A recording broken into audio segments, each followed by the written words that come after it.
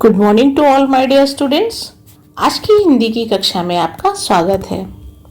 आज हम पढ़ेंगे उ और उ की मात्राओं का रिवीजन या पुनरावर्तन। तो एक बार हम फिर से सीखेंगे कि वर्णों पर उ और उ की मात्राएं किस तरह से लगाते हैं। तो चलिए शुरू करते हैं। सबसे पहले हम छोटे उ की मात्रा का रिवीजन अभ्यास करेंगे, जैसे प प्लस छोटे उ की मात्रा प्लस ल। अब ये छोटे उ की मात्रा को हम किस तरह से लगाएंगे? तो उ की मात्रा छोटे उ की हो या बड़े उ की मात्रा वर्ण के नीचे लगती है। इस तरह से प और उसके नीचे इस तरह से हम यहाँ मात्रा लगाएंगे और लिखेंगे पुल। इसके बाद ज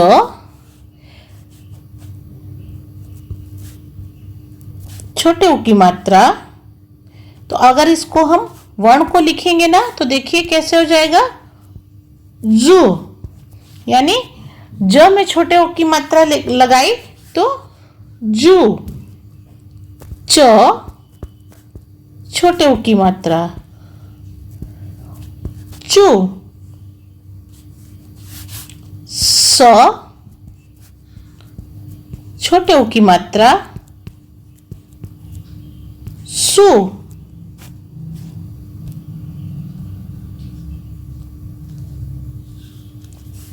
यहां पर लिखेंगे सु। अब देखिए इन्हीं से हम किस तरह से शब्दों को लिखते हैं।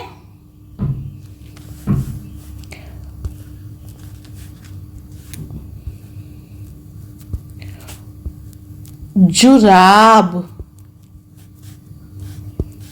धुन। देखिए मैं बोलकर लिख रही हूं, ये श्रुत लेख की तरह। जैसे श्रुत लेख हमने सीखा है कि सुनना और लिखना शब्द का उच्चारण किया गया धुन, तो हमने लिखा ध छोटे उ की मात्रा न धुन। प पुल, तो प छोटे उ की मात्रा ल पुल। साबुन। सा बो न साबुन। उसके बाद कुल।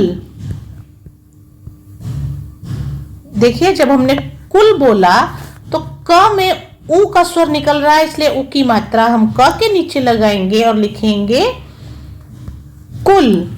उसके बाद सुमन।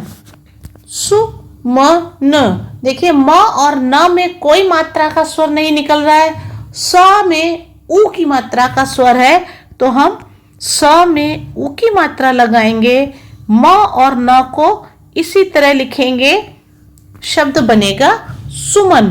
तो इस तरह से हम श्रुत लेखन में शब्दों को लिखते हैं और वर्णों के नीचे मात्राओं को लगाते हैं। तो ये हमने अभी सीखा छोटे उ की मात्रा। अब हम सीखते हैं बड़े उ की मात्रा। बड़े उ की मात्रा में जब हम किसी भी वर्ण में बड़े उ की मात्रा लगाते हैं तो स्वर बड़ा हो जाता है। किस तरह से? ध। अब ध के साथ अगर हम बड़े उ की मात्रा जोड़ेंगे तो किस तरह से? धू। देखिए अब अगर यही छोटे उ की मात्रा हम जोड़ें, देखिए दोनों को मैं यही समझा देती हूं। धू, इसको पढ़ेंगे धू, इसको पढ़ेंगे धू, है ना। जैसे ये बड़े उ की मात्रा का चिन्ह है और ये छोटे उ की मात्रा का चिन्ह है। अगर इसका शब्द लिखेंगे तो हम उसको इस तरह से उच्चारण करेंगे धूप, और छोटे उ का शब्द लिखेंगे तो इस तरह से उच्चारण करेंगे धुन। देखिए धूप और धुन, तो दोनों की मात्राओं में कितना अंतर है? बड़े ऊ की मात्रा का उच्चारण बड़ा हो जाता है, छोटे ऊ की मात्रा का उच्चारण छोटा रहता है। जैसे धूप और धुन। कुछ और शब्दों को सीखते हैं। चूहा, देखिए चूहा, तो सबसे पहले आप ये देखिए कि किस वर्ण पर कौन सा स्वर निकल रहा है। च के साथ ऊ का स्वर है तो हम बड़े ऊ की मात्रा लगाएंगे। हा के साथ आ का स्वर निकल रहा है तो बड़े आ की मात्रा लगाएंगे, चूहा। उसके बाद है धूम। अब देखिए धूम बोलते समय हमें ध के साथ बड़े ऊ का स्वर है तो बड़े ऊ की मात्रा ध के नीचे लगाएंगे। म के साथ कोई भी मात्रा का स्वर नहीं है इसलिए कोई भी मात्रा नहीं लगाएंगे और लिखेंगे धूम। उसके बाद सूरज, देखिए सू यानी स के साथ ऊ की मात्रा का स्वर है सू। र के साथ कोई मात्रा का स्वर नहीं है र। ज के साथ भी कोई मात्रा का स्वर नहीं है तो सूरज। उसके बाद भालू, भा। अब भा बोलते समय बड़ा आ का स्वर निकल रहा है तो भ के साथ हम बड़े आ की मात्रा लगाएंगे। ल के साथ ऊ का स्वर निकल रहा है तो इस तरह ल के नीचे हम बड़े ऊ की मात्रा लगाएंगे और हमारा शब्द बनेगा भालू। उसके बाद टीनू। अब देखिए टी यानी ट के साथ बड़ी की मात्रा का स्वर है नू। न के साथ ऊ का स्वर है और बड़ा स्वर है यानी बड़े ऊ की मात्रा तो टीनू। झूला, झूला। झ के साथ बड़े ऊ की मात्रा का स्वर है झू। ल के साथ आ की मात्रा का स्वर है तो हम ल के साथ आ की मात्रा लगाएंगे और लिखेंगे झूला। अब हम सीखेंगे कि छोटे ऊ की और बड़े ऊ की मात्रा का प्रयोग र में किस तरह से करते हैं। तो चलिए देखते हैं। जब हम छोटे ऊ की मात्रा का प्रयोग र के साथ करते हैं तो उसको हम इस तरह से लिखते हैं र और छोटे ऊ की मात्रा, छोटे ऊ की मात्रा। तो किस तरह से लिखेंगे? अब देखिए र में हम ये मात्रा को इस तरह से नहीं लिखेंगे, ये गलत हो जाएगा। किस तरह से लिखेंगे? र और यहां से हम इस तरह से लिखेंगे रो।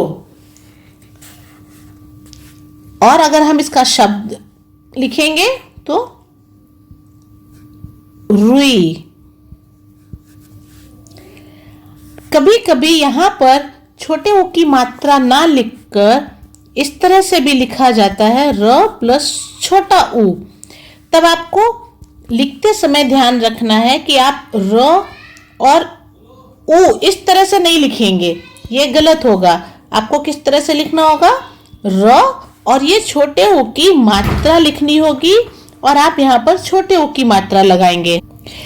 कुछ शब्दों को लिखकर देखते हैं। रुक, देखिए रुक, र को बोलते समय छोटे ऊ का सुर निकला तो हम लिखेंगे रुक। रुपया,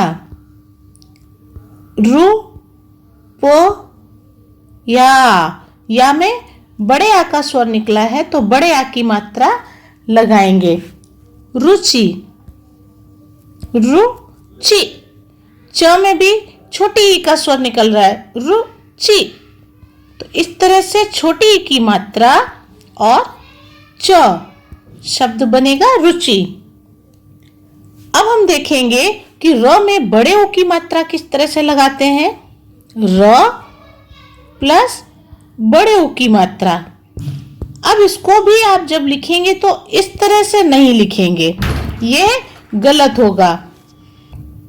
इसको हम इस तरह से लिखेंगे र और यहां अंदर से इस तरह से मात्रा लगाएंगे। रू, देखिए इसका उच्चारण था रू और इसका उच्चारण हो गया रू। पढ़ते समय भी देखिए शब्दों में कितना अंतर होता है। ये हमने लिखा था रुचि, अब हम लिख रहे हैं रूप। देखिए रुचि, रूप। इस तरह से छोटे ऊ और बड़े ऊ की मात्राओं का अंतर समझकर मात्राओं का प्रयोग कीजिए।